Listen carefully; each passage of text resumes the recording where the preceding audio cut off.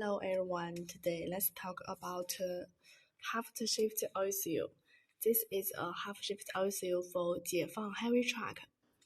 This is a red-brown color parts. There is red-brown color. There is coffee color. This is rubber material and it's metal material. Look this. There has with a spring. The spring is on the front. Look at this size. The size is clearly. This size internal diameter is 74, external diameter is 146, and the sink is 17.5 and 22.2.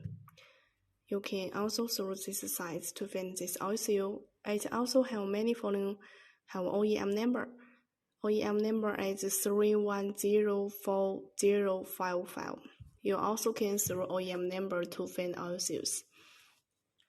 And also have many following features, such as vulcanized at low temperature, with longer service life and more wear resistance, high temperature resistance and oil leakage prevention, mass proof water, thick in the spring and thick in the skeleton, and 8 for 解放 heavy truck.